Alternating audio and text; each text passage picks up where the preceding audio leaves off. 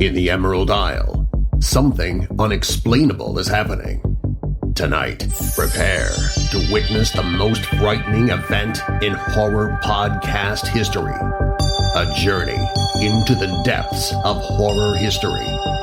First Class Horror presents the ClassHorrorCast. Evil wears many masks, but pure horror wears only one. Support First Class Horror on Patreon for as little as $1. Can't get enough of the horror? Carve yourself a deal from official merchandise, only on Teespring.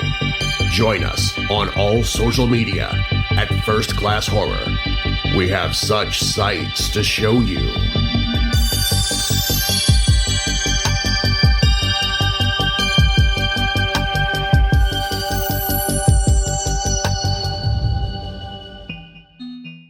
Have you been developing other scripts, or has there been anything else in the pipeline?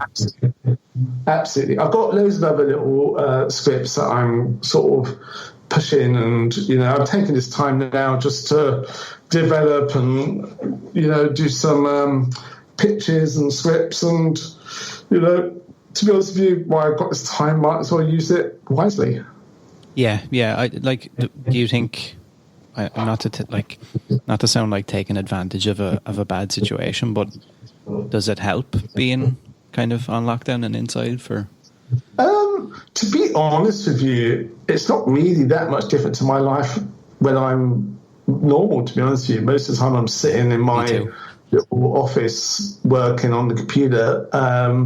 So the only difference really is it's a bit harder to go out and buy shopping, Yeah, me too. I'm kind of living the same life I always did, but yeah. And what's your, I guess, writing process, or how do you does it start off with a seed, and then?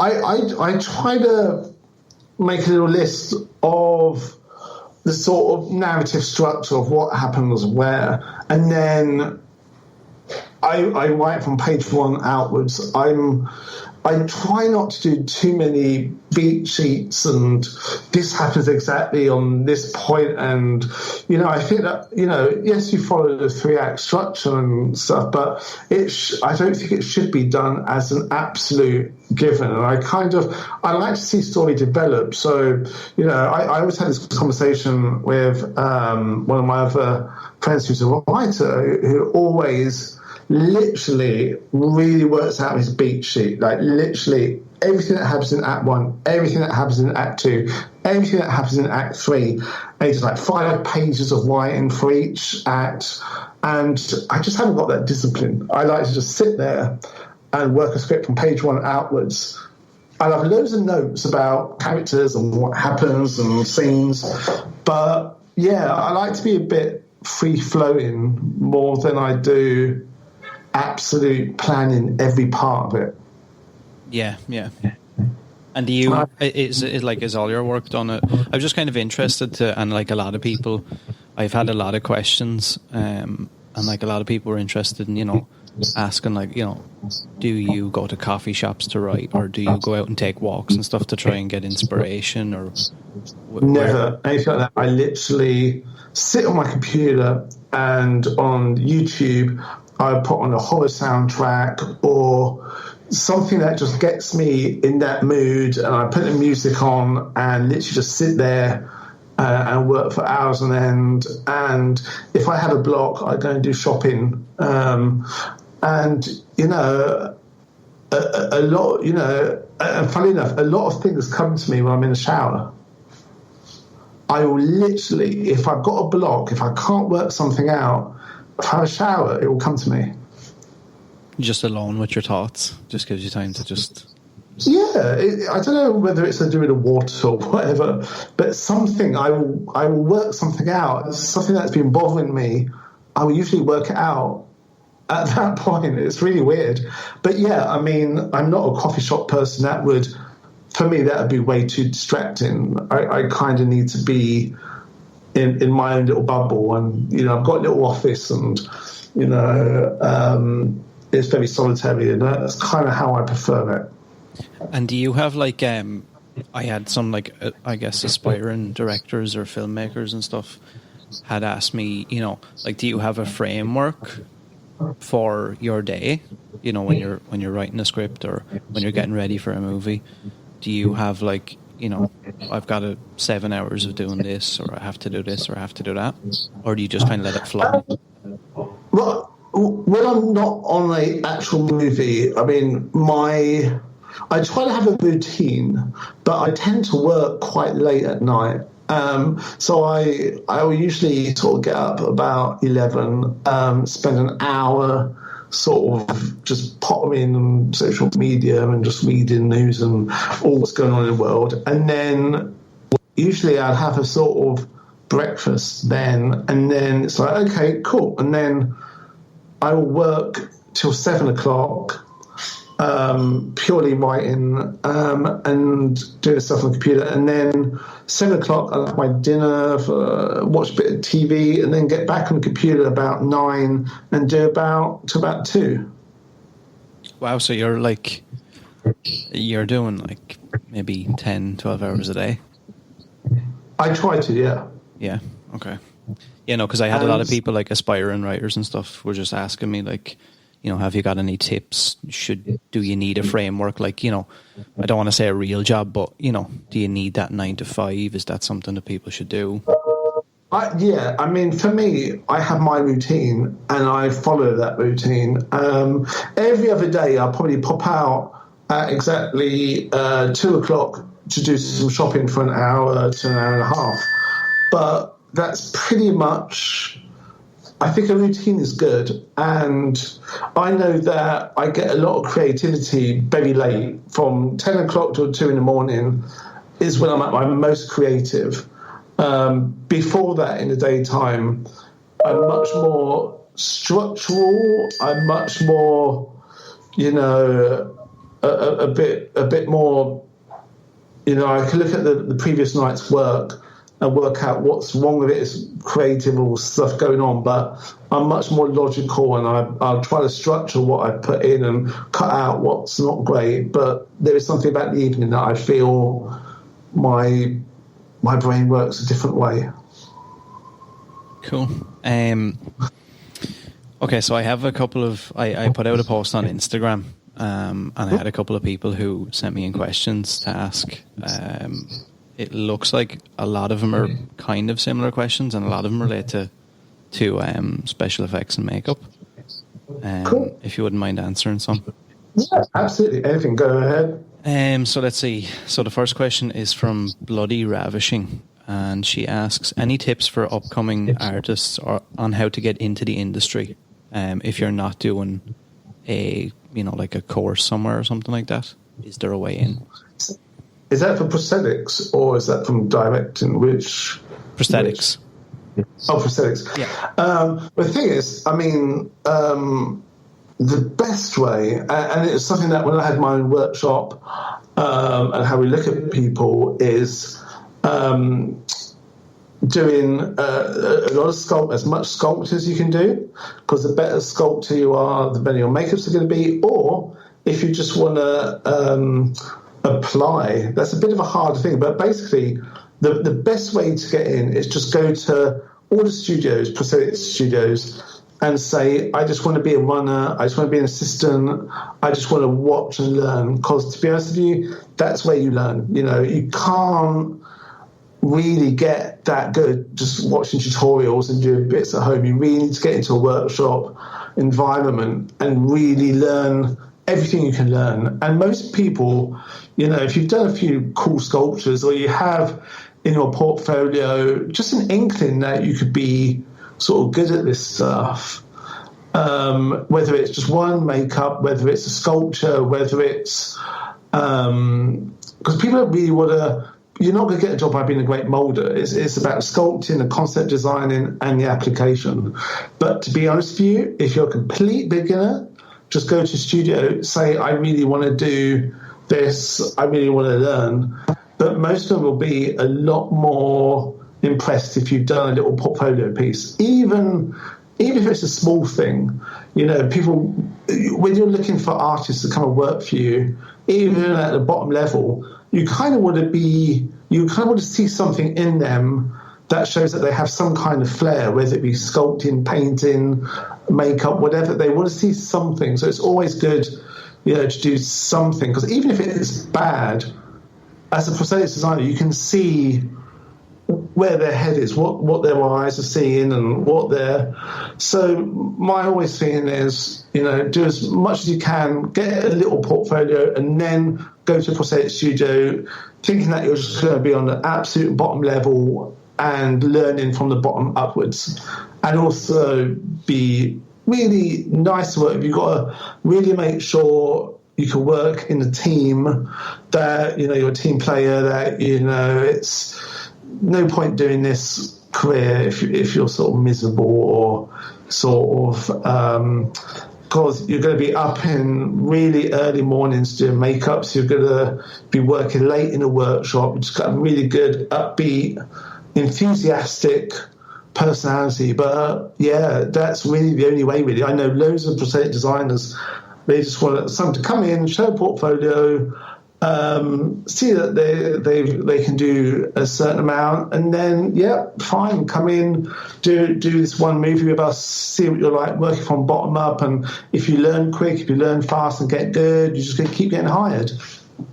Yeah, so I guess you would recommend, offering to, I suppose, much like yourself, work on short films or anything really for free, just to get your foot in the door and just get involved. Absolutely. It's, you get a lot of these makeup colleges, you get 10 people leave and think that they're going to earn 300 quid a day, and it's, you're going to get 300 quid a day and you're going to work on these big movies. It's not like that. You've got to do as much as you can, short films, freebie jobs, low budget music videos, get a good grounding, and then go into a studio.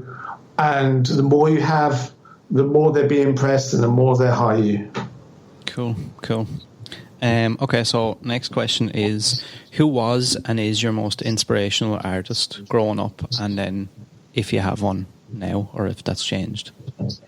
Yeah, to be honest with you, the ones growing up, to be honest with you, I used to love Steve Johnson's work. Mm-hmm. He was a real inspiration because there was something about his designs. His designs were just so great. He was just really good at designing and doing paint jobs and sculptures that no one else was really doing. And it was just, I loved everything about his work and his attitude and how he looked and stuff. But also, to be honest with you, it's really hard for me to separate between Rick Baker, Rob Bottin, Steve Johnson and Stan Winston. They were all phenomenal artists and also different. And I think that's the thing, is because they all had their own little niche, and they were amazing at their own niche. And if you go do gorillas, you go to Rick Baker. If you were going to do really cool, weird demons, you go to Steve Johnson.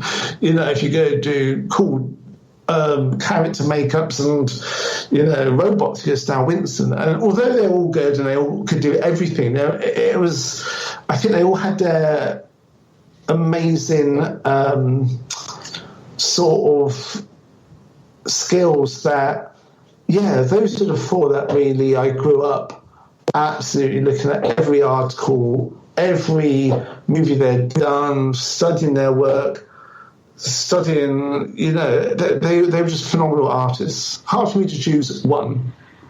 Yeah, Steve is really good, actually. One of my favourite movies is Ghostbusters, and a lot of people don't know. I think Steve actually created Slimer, if I'm not mistaken. Yeah, and the Librarian Ghost. Yeah, he was great. When you read about his old articles, and what I love about Steve Johnson, he's so candid. He would just tell all these stories, and sometimes you read it, you think, oh my God, he's really, really, really. Have you read his book? I actually have his book. I'm about maybe halfway through. I'm using this time in lockdown to get through books. Yeah, I mean, he really does tell the stories, and I can definitely sympathise for a lot of stuff he's gone through. But so those are my four. As in terms of prosthetic artists growing up, I loved. In terms of filmmakers, especially growing up, Wes Craven, Guillermo del Toro, Brian De Palma, Paul Verhoeven. It's all those really. It's so many to try to pin down. Martin Scorsese. Like one film that really grabbed me when I was growing up was Taxi Driver.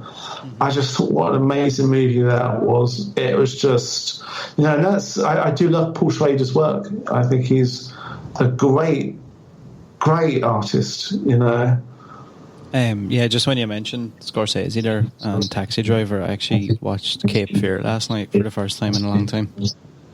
Oh, yeah. I mean, I have watched it for a few years, but it is an amazing movie. It is an amazing movie. And obviously growing up on John Carpenter, I love his first 10 years of his career. Everything from Assault from Precinct 13, Escape from New York, The Thing, everything he was doing was just great. Are you a fan of Halloween? Yeah, absolutely. And all of those, I grew up with those. I was a real, and another artist that I grew up with loving was Tom Savini as well. Yeah. It was like, the granddaddy of gore, all the Romero movies, and, it was, I mean, one of my favourite movies of all time is Day of the Dead. Such a good movie. Movie. And something? You can watch it now, and it's just as relevant, and it's just as brilliant as it ever was. Yeah, 100%, which sometimes things don't hold up. You watch them in modern day, and it just doesn't... Yeah, it's a tough watch. It's brilliant. So Romero's another one, but yeah, I was a real horror junkie growing up. Fangoria, Gore Zone, I bought and looked at everything. Yeah, Fangoria's actually made a comeback now. Yeah, absolutely. It's I was very lucky in that quarterly magazine. Oh wow! Yeah, they're doing 4 a year, so it's like a coffee table book now, kind of. I think it's like 100+ pages. Oh, great to see him back and going, because it did die a while ago, didn't it? Was it a year or two ago? Yeah, they got taken over, and I know that they've started like a podcast network now. So they have Mick Garris. He has a podcast, and they have Blumhouse have their own podcast. They're all under the Fangoria umbrella now. Oh, wonderful. Okay, that's great to know they're back. Yeah. Which is kind of cool. Super expensive to get them sent over here, but it's kind of worth it, I guess. Yeah, absolutely. Oh, great for them. Okay, so another question from Nightmare FX. He says, "Hey Paul, love your work. What's the one movie that inspires you and still does?" To be honest with you, I would say John Carpenter's The Thing. It's just such a great. Everything about that movie just completely inspired me. It was everything from the tone to the writing to the characters to the music to the effects. Everything about it really blew my mind. It just really changed the way that I looked at film. At that time I was watching all the slasher movies and enjoying the hell out of Freddy and Jason, and I said, but there was something. Suddenly The Thing came along, and I watched it, and it just blew me away. The writing, the nihilistic nature, characters that you cared about each character, and I'd never really been so sucked into a movie that I'd want to watch it straight away again. It was like the directing, the music, the sound design, the creatures, everything about it was spot on. I still think it's one of the best movies ever made. It looks beautiful from the start with the husky in the snow and this sort of descent into this dark, seeing that everyone's true colours and who you can trust, who you can't trust. But every character was so well defined. Every character had their personality, their character arc. It was one of those textbook. Everything was great about this movie.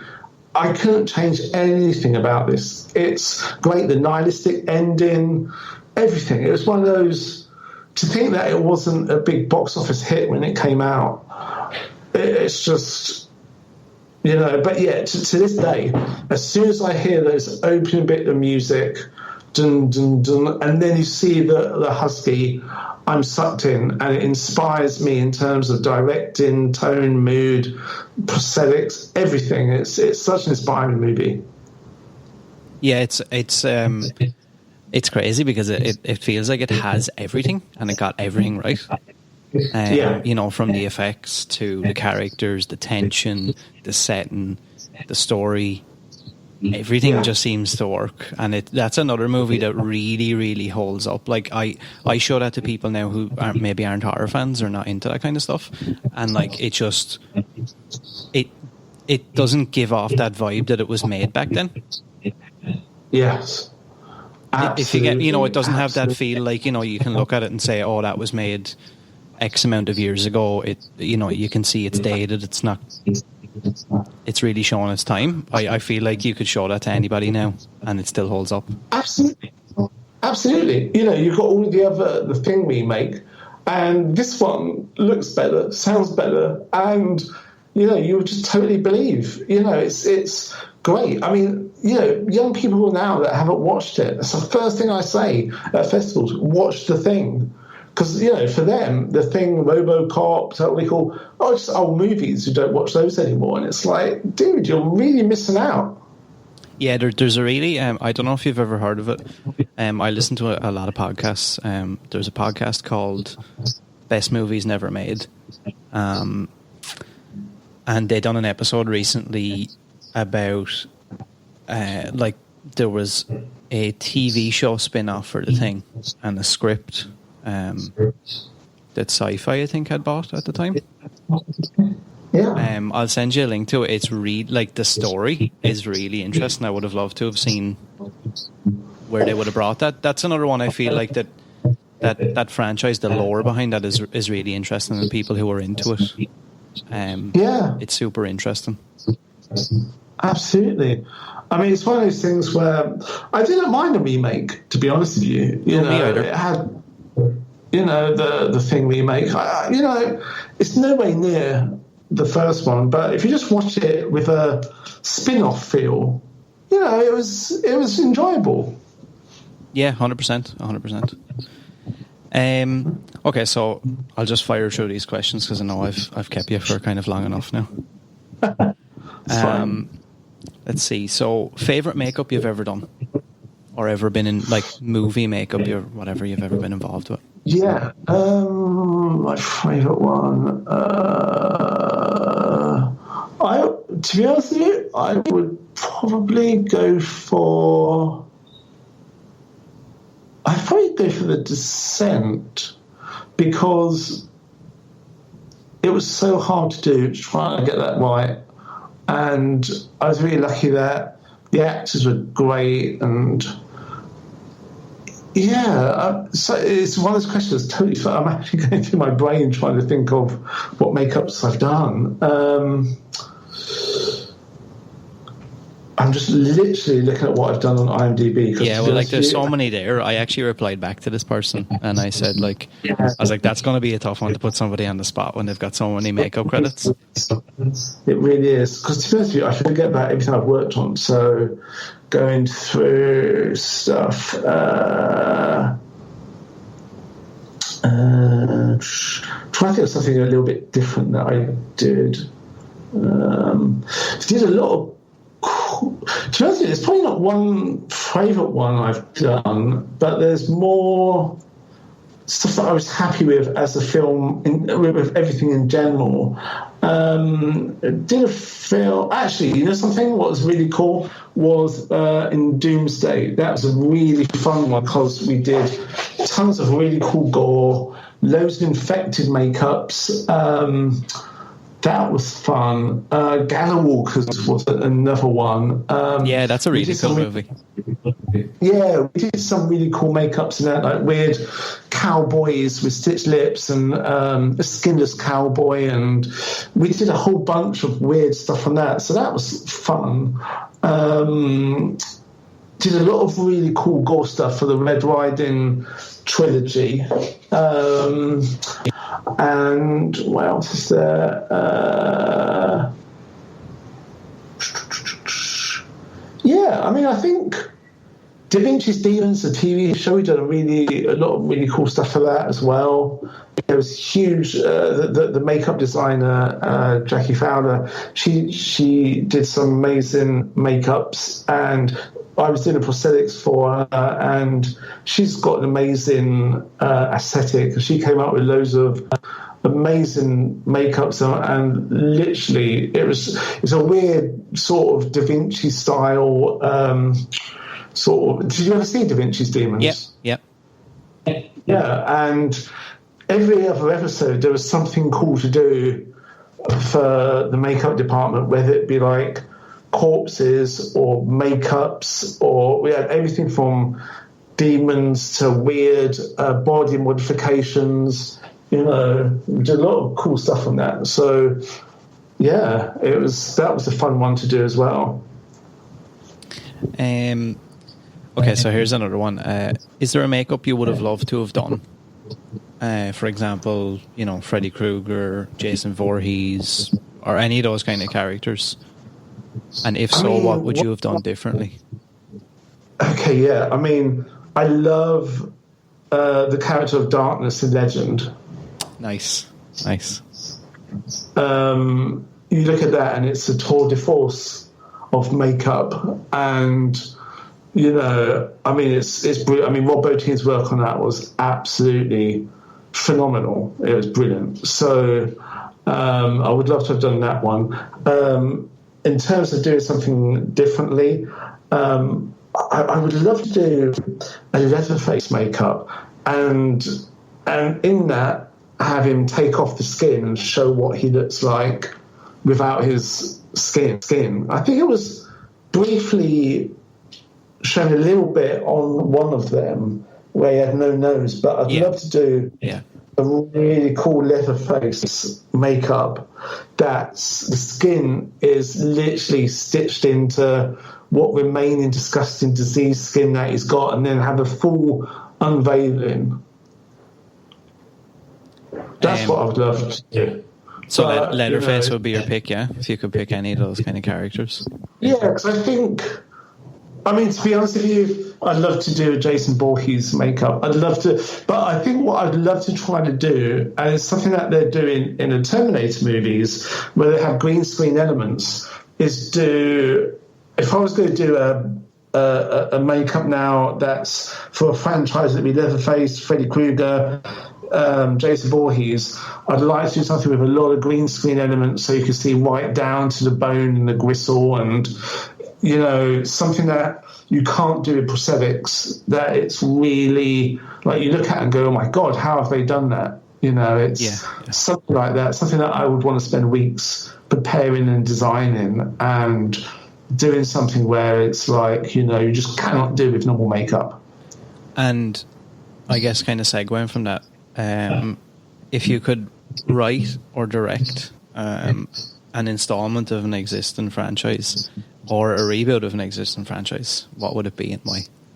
I'd love to do a Nightmare on Elm Street, because I love the idea of not only just being a huge fan of Freddy and the character, but I love the idea of going from reality into the dream world. And whenever I watched those Elm Street movies, I loved it when they fell asleep and they turned out and they went into their dream world. And I think to do all that lovely visual stuff, dark fairy tale weird stuff deep down into someone's subconscious, I think that's a really lovely playground to really do some cool stuff. Yeah, have you seen the remake of Nightmare on Elm Street from 2010. Yeah. And go on. No, I was just going to say I recently watched it again, and like I had always kind of maybe like I love Robert Englund as Freddy, and I always kind of imagine him as Freddy, and like I know a lot of people don't like Freddy vs. Jason, but that's one of my like top 10 favorite movies, just for the fun value of it. And it was tough, I think, to see Freddy not be what I imagined him to be. But to be honest, like looking back on it, I really liked the idea they had for that remake, in the sense of, I mean, it starts out, it's just bleak. There is no real, like, even at the end of the movie, there's no real resolution. Like, it's pretty grim, and I think they kind of went more in depth with a lot of the stuff that maybe Wes Craven implied, you know, about him actually being a child molester and stuff. Yeah. And they make you think that, oh wait, no, they murdered an innocent guy, and then it turns out that he was tricking them and he actually had molested them and stuff. And I thought that was quite well done, but I just feel like maybe it didn't work because people don't want to accept Freddy being anybody but the Freddy we're all used to. Absolutely, and I actually like that, and you know. But I can see why some people, you know, you don't want to sort of believe that your hero is a child molester. You know, it's Michael Jackson fans. It's like, no, I don't want to hear that because I love his music and I love him, and he was a child trapped in a man's body and all this sort of stuff. And it's, yeah, I know what you mean. But I think that was sort of one franchise I really grew up with, watching every single chapter and absolutely loving it. And I would love to do a really dark, fucked up world of Nightmare on Elm Street, but it would be a dark, nihilistic version rather than the real, where it got a bit sort of like Freddy turned into superheroes and, you know, wearing a suit and you know, when it went into the fantastical, you did cringe a bit. I feel like they have their own cult following just for that reason, because I see a lot of people like, you know, Number 3 has a huge cult following, and I think a lot of the cult following it has don't actually follow the franchise. They just like that movie. Okay, interesting. And I think kind of what you're saying, like that it just got so over the top that like it just seemed like they were making them for the sake of making them. And also, you know, you had a bit like Freddy as a game show host and all this sort of stuff, and it's like, what are you doing? Yeah. You know, just go back to your roots. You know. Have you ever? Obviously, maybe not something like Nightmare on Elm Street, but have you ever been like? Has anyone ever reached out to you to get involved in any existing franchises or properties, or is there any interest in things like that you can talk about? Yeah, I mean, I don't think it's, you know, I don't think they'd be funny about me. But I mean, I did pitch and got very, very close to doing the Leatherface. You know, out of everyone, I think I got down to the final 2 or final, and it was months of pitching for it. And they went for 2 very great directors. But yeah, I was very close, and you know, I'd done storyboards and, you know, had loads of chats about it and got very close, but you know, for whatever reason, you know, I got picked at the post. But yeah, it was really, you know, I really wanted to do it. And yeah, I had so many cool ideas for doing chainsaw deaths like you've never seen before. And yeah, so there was that one. And I chatted to Millennium about, there's a few that I've chatted about. Leatherface was the one that I got close to, but no cigar. And was that something, had you come up with like a storyline or whatever, or did you just kind of get involved in that and they already kind of had a framework? Yeah, they had a script, and they were a fan of Seasoning House, and I did a pitch video for Leatherface, and they really liked it. And, you know, we talked a lot, and over a month, it was about a month of back and forward and ideas and Skypes and conversations and conference calls and whatnot. And, you know, I think it was, you know, because it was so long trying to work out who it was going to take, I think it was a hard choice for them to make.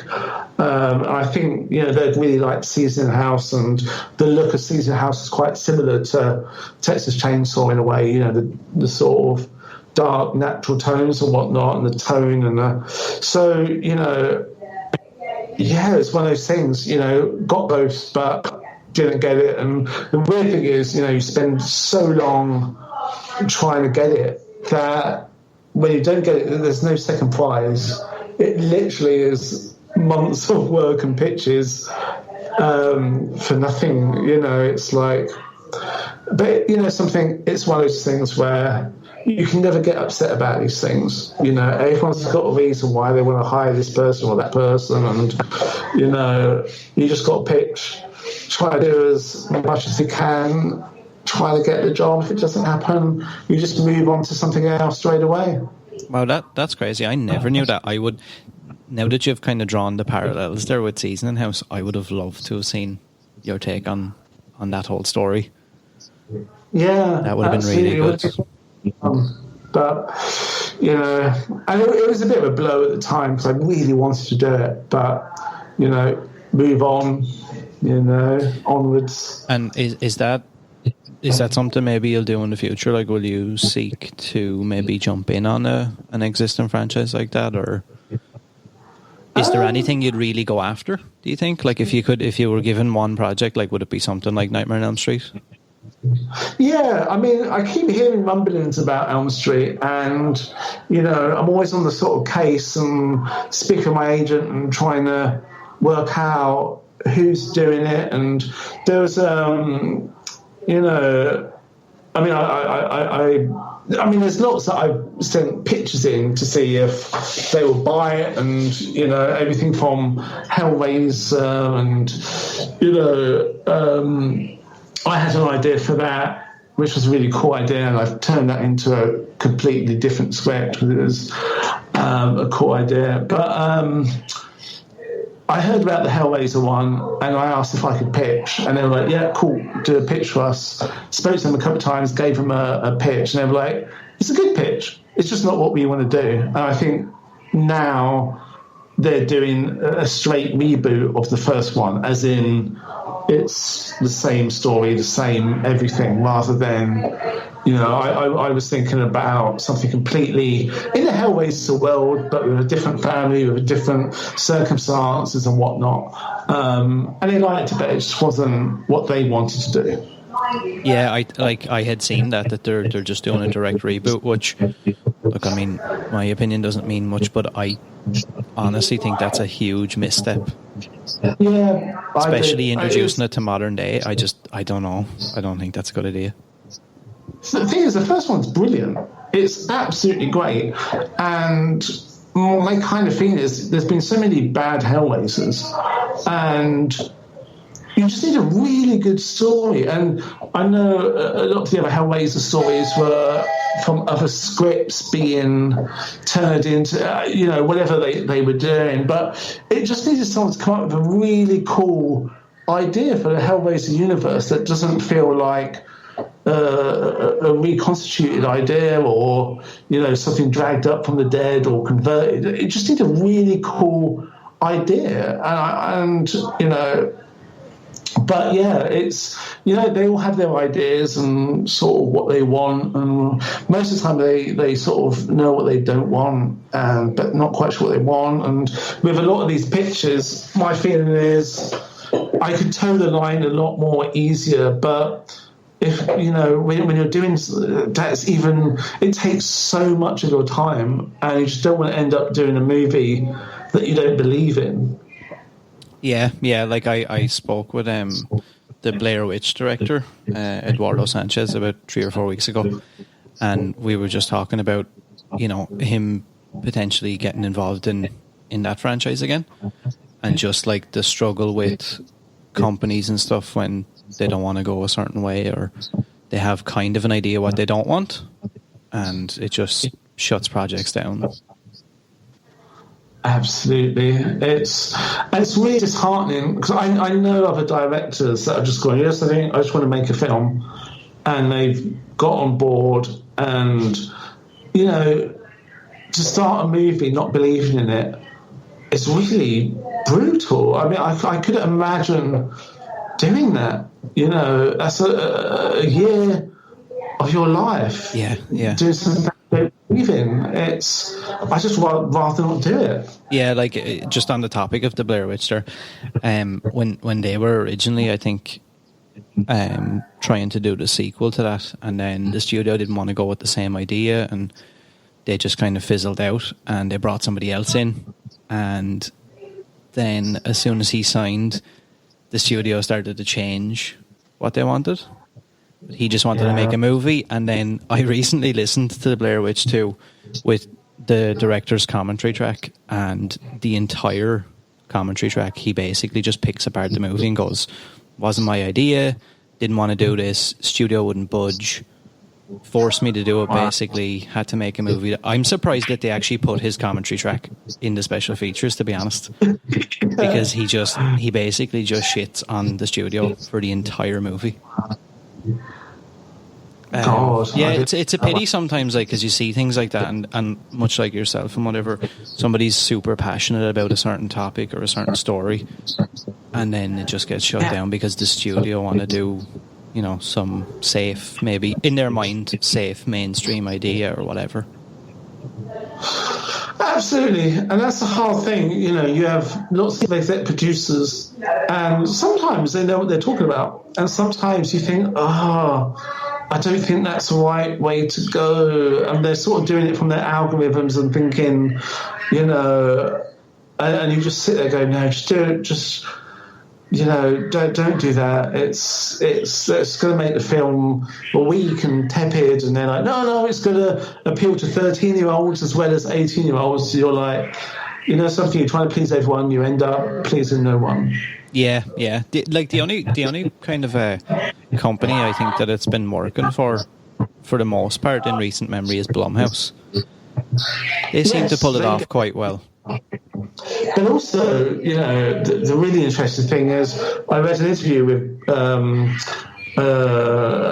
James Blum, and he was saying the one thing that he does is he lets directors make the movie they want.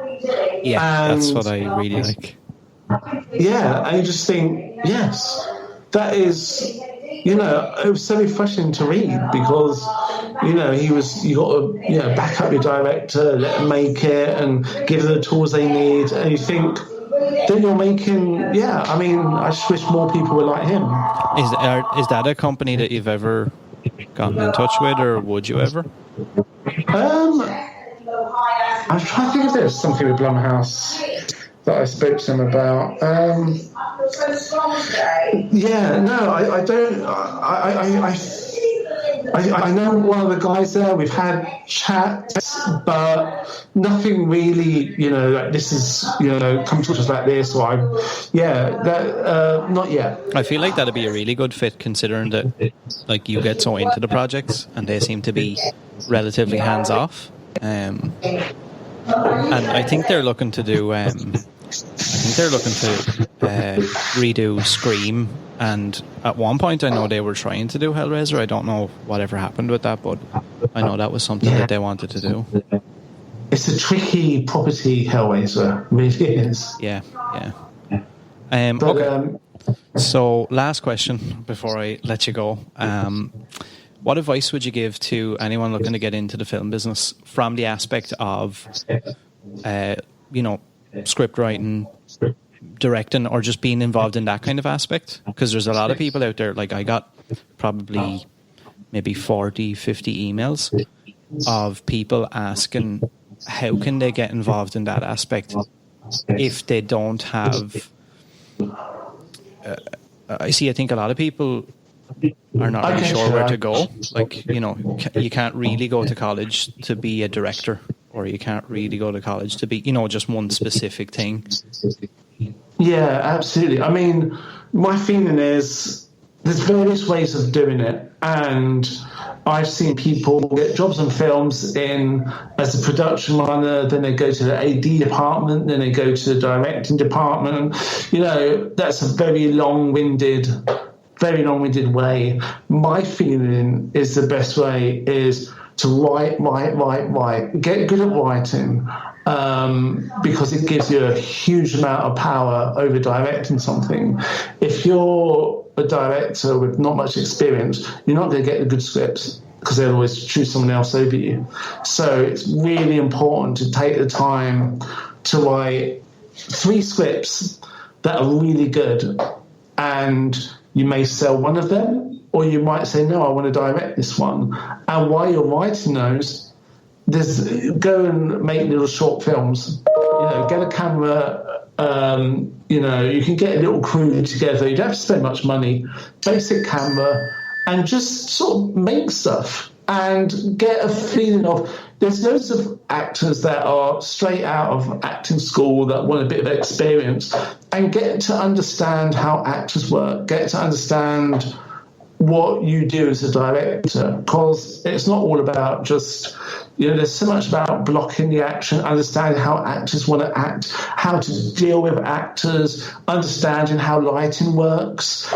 There's all this stuff to do. And, even do read-throughs, write a good script, then get 2 actors in a room, do a read-through, film it, see what dialogue is working, what you're doing wrong in that script, listen to the actors, see what they're doing, and all of those skills will really help. And as soon as you've got a great script, you've got a few short films, like for the first short film, spend 500 quid. For the next one, try and get a bit more money. If you need to do a bit of crowdfunding for a few grand or 5 grand, do it. Build yourself up gently with more experience. What you don't want to do is spend 5 grand on your short first film, because you want to sort of build up, start making all your mistakes. But, I know people, producers, that want to watch short films so they can see which directors are up and coming.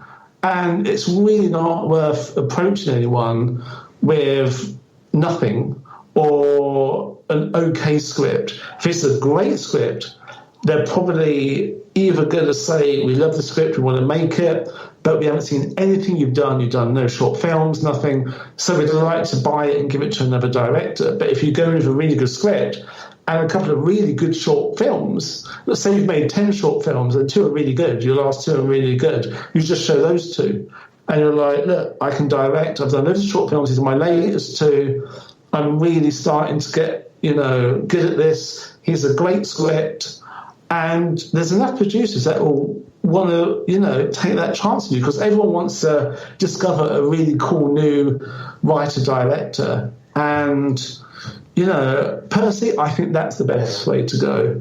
Then you just get, start from the bottom and just get, write, make your short films, get better and better at all your craft, and then you go to the producers. Yeah, because I feel like, especially in modern day, with the invention of the internet as well, it does definitely help all this. Like, people can get a start who maybe years ago you might have had to have a bit more of a foot in the door or know somebody, and now you can kind of just, like you said, you can go out and just start creating and just go from there. Absolutely. Anyone can make a film, and you could do it super cheap beans, and you could spend a bit of money on that. But it's one of those things. They've just got to put themselves in the producer's shoes. What does he want to see? A young up and coming white director has written a really good script and directed 2 really good short films. And that gives him all the confidence then to go out and say, I've got this great guy, he's got an amazing script, and we've got his great short films, we've got this actor, a name actor involved who loves the script and wants to take a chance, and, we just need a bit of money. And then suddenly, before you know it, you're making your first feature. I make that sound really quick. I mean, it might be 3 or 4 years to go from that to that, but, with anything, and in these days, money is so hard to raise.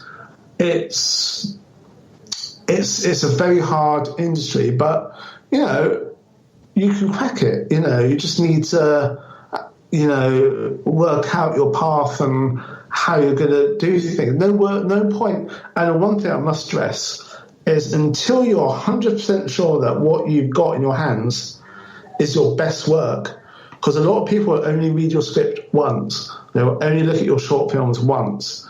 So you don't want to be showing stuff that's an okay script and an okay short film, because they will watch it once and you won't get another chance. Make sure that you're really happy with your writing and your short film, that you're, because you just get one chance, and I can't stress that enough.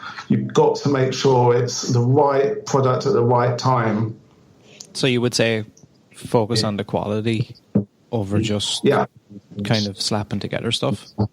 All the slapping together stuff you can do as you're learning, but you don't show it. Yeah. It's like you want to get a camera, go out in the garden and get a couple of family members and start understanding composition and things like that.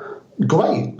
But then, get better and better, then start doing more professional. And when you hit that quality plateau where you're like, this is a great little script and I've got a great short film, lit beautifully, shot well, good acting in it. Because instantly, within 30 seconds, someone can watch your short film and know if it's good or bad.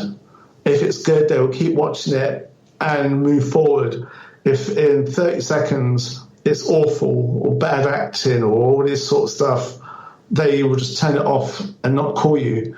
But that's the quality that you start at. You've just got to keep working. Like anything else, you're not great straight away. You've got to get better, whether it's drawing, art, whether it's acting, whatever. You have to do to get good. You don't just start good. So, and you only want to show your stuff when it's good. So, I've seen short films where I thought, something, you shouldn't have shown me this. You should have, done, just learn your craft more. Nothing's going to happen overnight. Yeah. And I think with a lot of people, maybe not just in writing scripts or directing and stuff, but in anything like that, I think the fear of critique or the fear of failure is something that a lot of people, it just stops them from doing it at all. Yes. I think that's a big thing. Like, how do you, I suppose, deal with that, or how, like you're saying, like some of your movies, people really don't like them, and that's just someone's opinion. But how do you not let that seep in and maybe turn you off? It's hard because with the Seasoning House, when it first started doing festivals, got fantastic responses, and you get on this high, and then suddenly you read a review, this is rubbish, and it rips your heart out.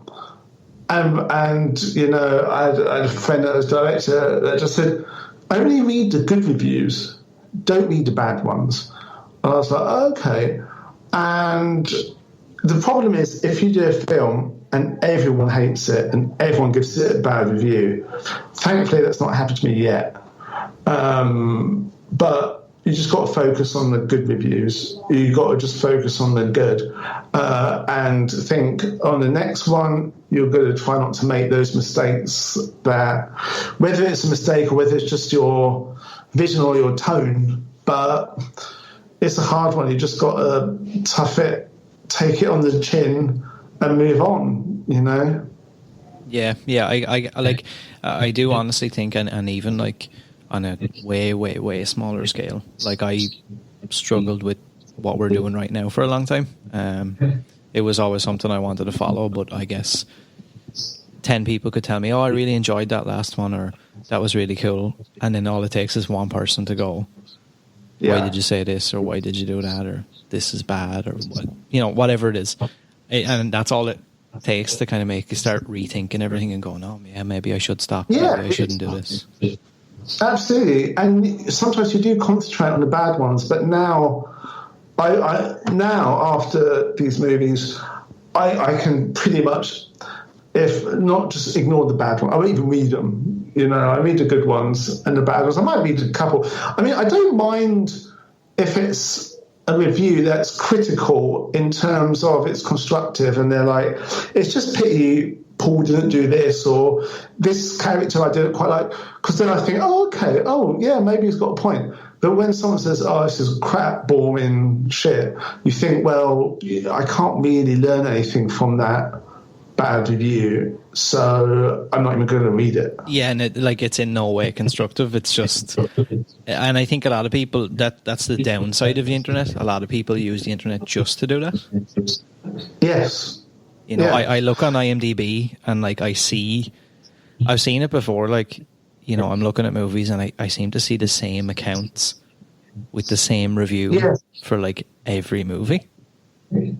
Yeah, absolutely. And I remember getting a Twitter, and it was at Paul Hyett, your film was crap.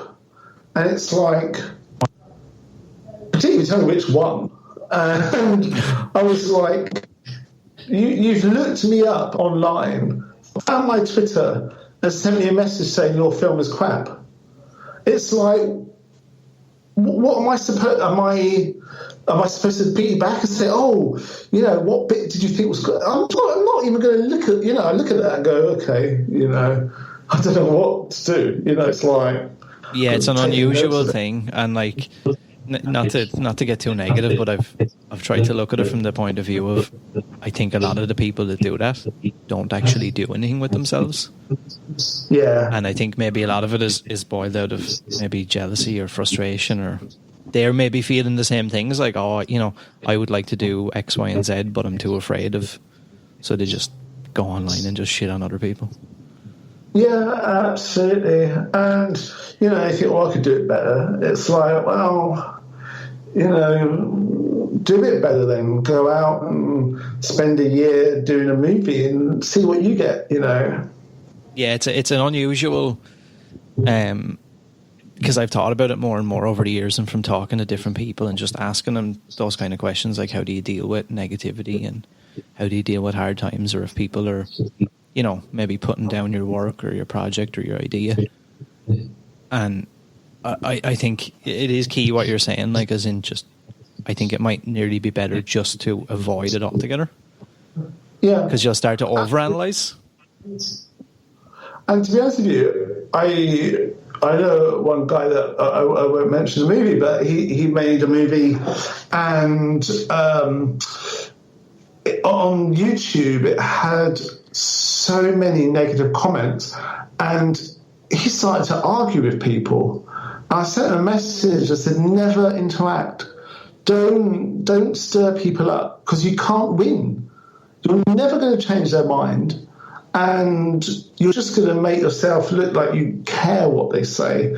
And, I saw for days he was arguing with all these people on YouTube, and it's something that I would just never get involved with, never interact. If someone sends me a nice message, fine, oh, I like your movie and blah, blah, oh, thank you, that's lovely. But if someone says, oh, this film's shit, I'm not going to sort of go, oh, I don't think you should say that, or it's not shit. I'm not going to argue. It's their opinion, and they've said that for whatever they want to say it for. And if it's constructive and a well thought out criticism, then I take it on the chin, and hopefully I can learn from that.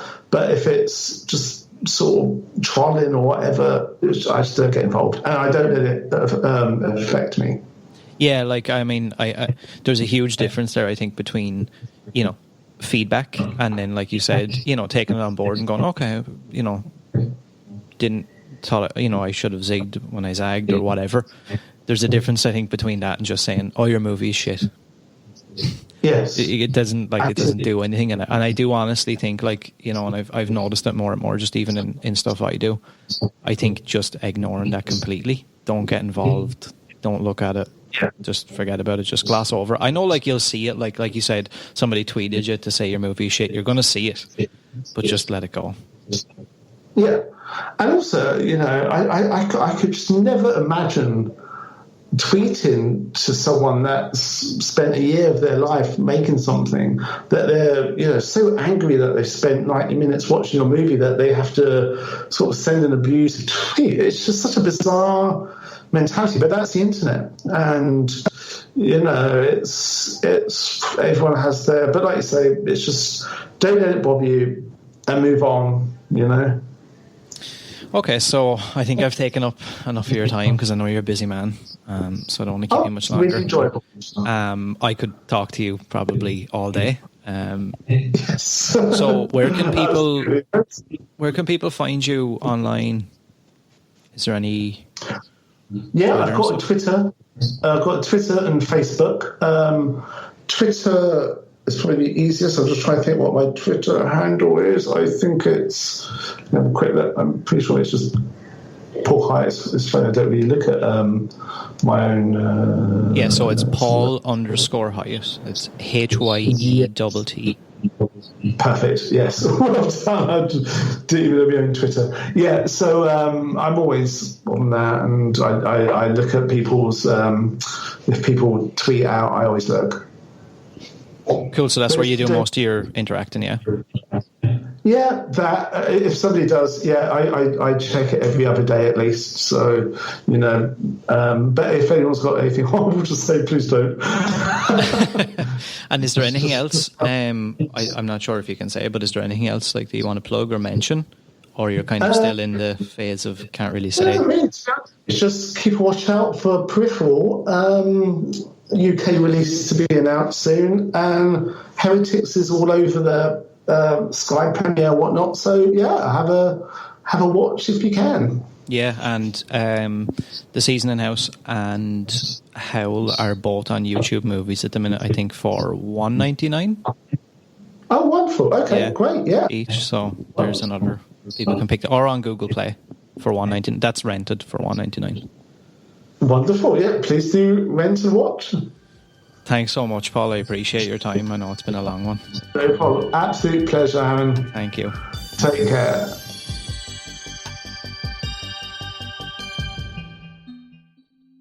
Support First Class Horror on Patreon for as little as $1. Can't get enough of the horror? Carve yourself a deal from official merchandise, only on Teespring. Join us on all social media at First Class Horror. We have such sights to show you.